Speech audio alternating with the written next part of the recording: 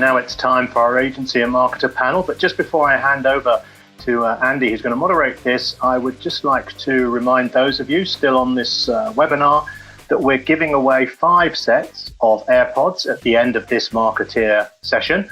Names are going to be chosen at random from those who are participating and still remain live on this call.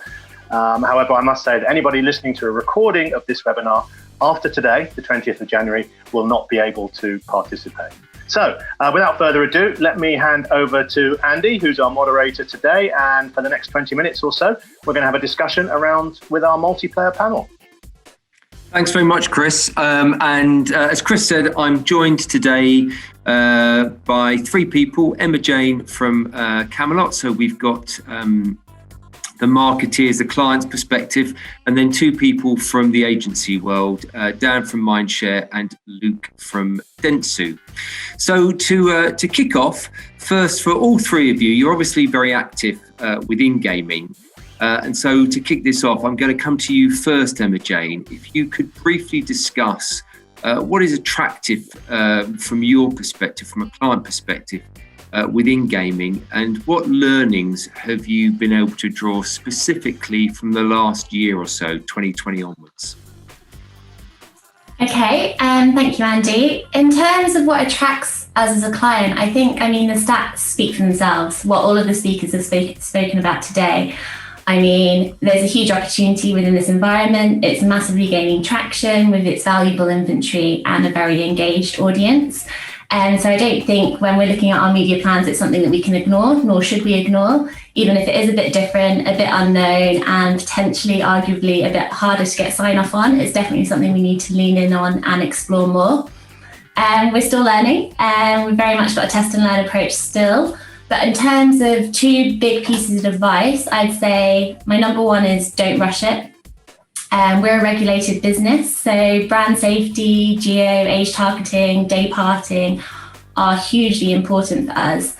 And you're going to have to tailor your approach in this space. It's not something you can lift and shift from your other channels. And it really does take that due diligence to cover off everything that Stefan was just talking about. And that due diligence takes time. So it's important not to rush it and ensure that you're really comfortable and that you're tailoring your strategy for your industry and your brand needs to make sure that you're getting out there in a really brand safe way.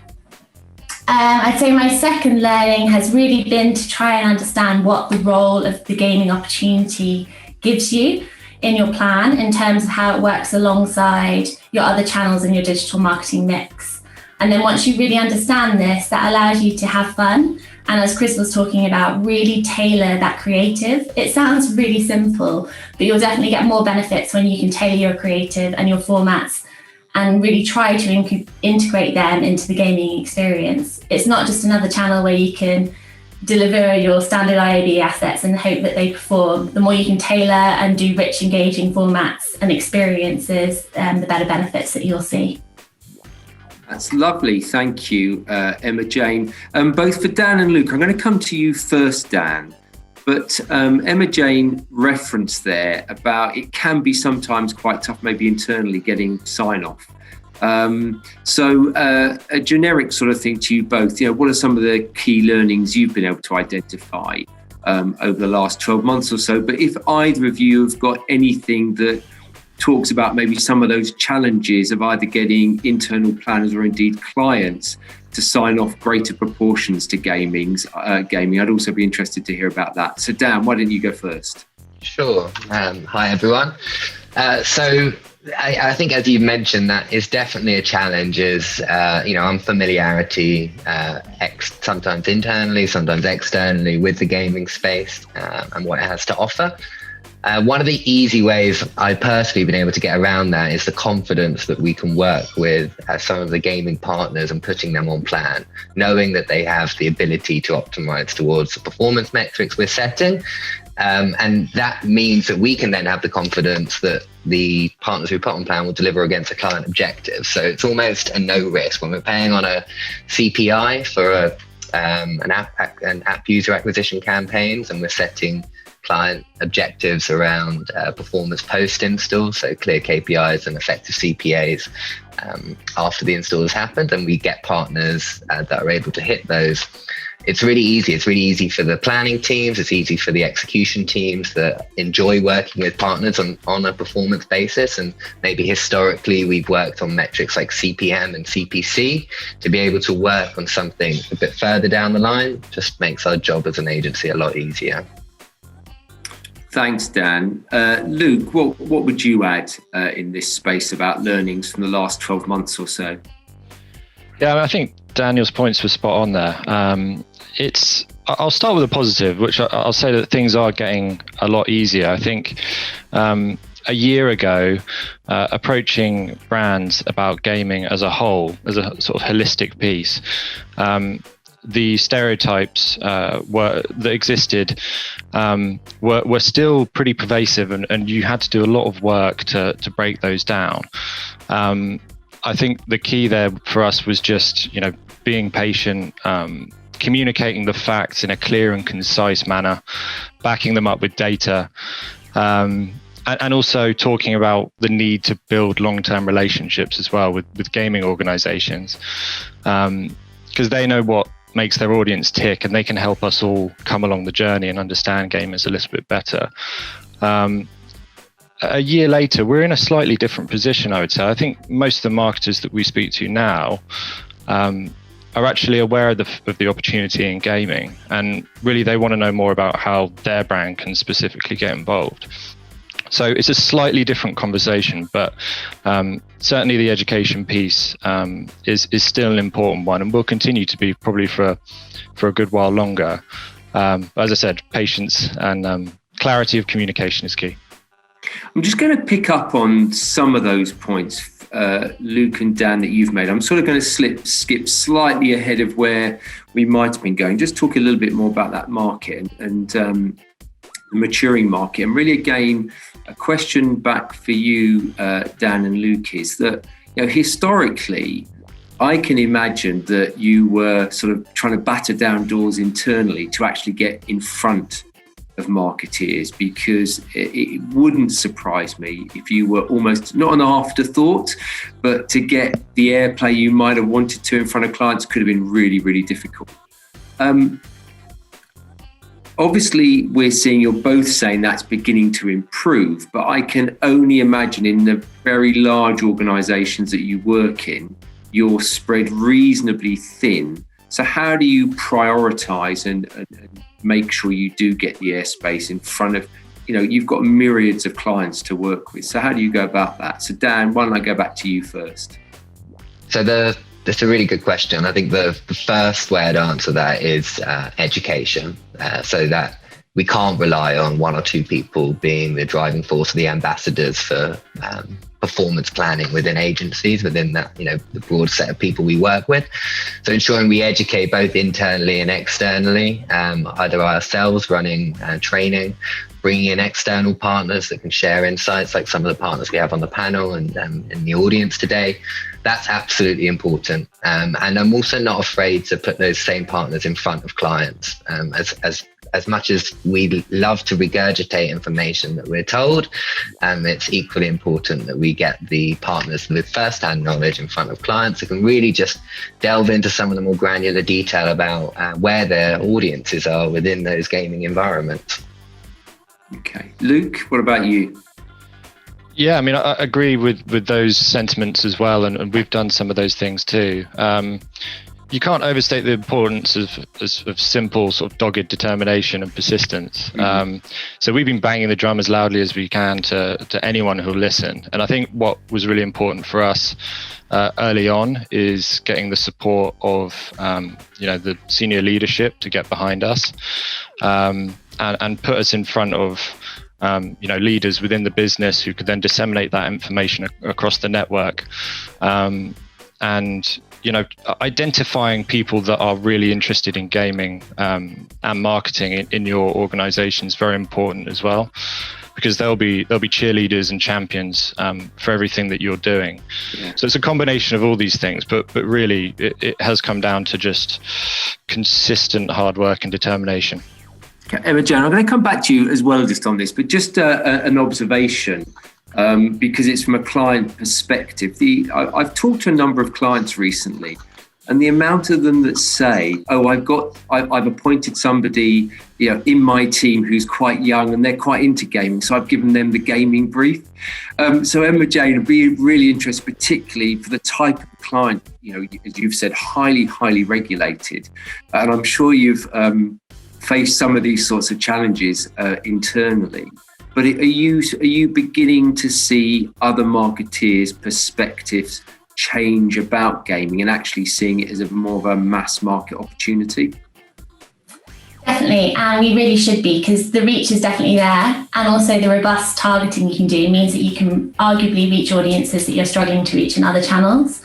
And I think very similar to what Luke and Daniel have talked about, when it works best is when you're coming together with a partner and the agency and your internal team to really do the due diligence and to really prove kind of what you're trying to do and that it's been done before and that it is brand safe. And I think the more you can work together in that partnership mentality, the more that gaming is seen as a really important part of your channel mix. It shouldn't be, in my opinion, it shouldn't be sat over there as a different brief to tick that. Yeah. It actually has a role in a lot of the briefs that we're working on because it is reaching a core audience and it has got that huge potential. I'm sure that on that last comment, there's probably a lot of people listening in who are very, very pleased to hear that it's playing a central role. Mm-hmm. So just to move on from there, and again, all three of you have touched upon this to some extent, and I just want to talk about the environment because clearly the opportunity within the gaming arena for environment is absolutely fantastic. And historically, advertisers and agencies often place a huge amount of focus on environment, and we all can talk fantastically about how great the environment is and how great the creative opportunity can be used in certain places. So again, just thinking about what's happened in the last 12 months, lots of sort of quite bad news stories out there with COVID, but Duncan and Tom from GWI both talked about what a high proportion of the gaming community actually use games to relax and pass time. So clearly it's a very rich environment. And I'll come to you first, Luke, just from an environment perspective. How are you beginning to see this area evolve and this become a more powerful tool for you when you're talking to clients? Yeah, well, environment will always be important. And in gaming, like other media types, you need a really strong understanding of context, both of the environment, the game in which you're playing, but also the player base as well. It's a bit different to say running across news websites or YouTube because games don't change as much. A racing game won't suddenly become a shooting game without any warning, for example. You wouldn't have Formula One suddenly decide to put rocket launchers on their cars and shoot each other off the track. It will stay a racing game. So there's an element of security there. But in terms of whether a brand is suitable or not is a bit more nuanced. So in terms of like a happy place, some people might consider Candy Crush or Fall Guys their happy place, whereas others might not at all. They might find joy playing UFC or Call of Duty. So happy place isn't necessarily a targeting parameter that we can control our side. It very much depends on the individual. So we think more about that context and brand suitability piece. And using the UFC as an example, a luxury fashion brand wouldn't want their logo on the UFC canvas where punches and elbows are being thrown in the game. Whereas a sports fashion brand like Reebok, who actually sponsor the UFC and all the fighters wear Reebok when they compete, that's exactly where they'd want to be. So two clothing brands, but with entirely different contexts.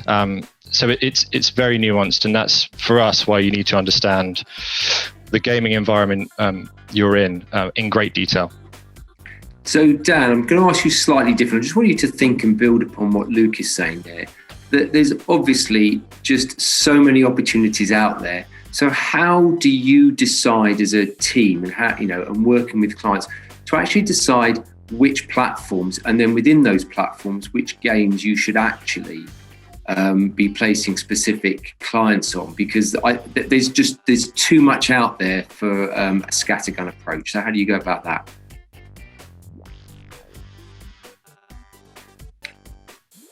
It's a real challenge. I think the contextual diversity within gaming is probably something that's quite hard to detail out to traditional clients. Understanding the different demographics of audiences between Candy Crush and Clash of Clans is a challenge to talk them through. So what we generally do is we take an audience first approach, no matter where our audience is. We make sure our clients understand that these games contain those demographics. In terms of detailing out like how we list out the games they should go on, we generally work, and this kind of talks upon what Stephen mentioned on inclusion lists. So we look at drawing up inclusion lists with certain partners where we've got brands that are concerned about brand safety within particular categories. Working to inclusion lists is really, really important. It also helps us identify the partners that are willing to be transparent, that have enough knowledge of the inventory they're buying across. If they're unable to work to inclusion lists, we'll look at category blacklists as a second choice. Again, there are some challenges within category blacklists because of how some of the apps and games list themselves. Historically, sorry to cut across here. I just want to ask you about that because I think that's really important. How do you as a team, how can you actually work through and truly understand what's being put in front of you by your partners? Because to your point, that they can call something one thing, and when you actually look at it, it could be something incredibly different. So how do you identify the correct platforms?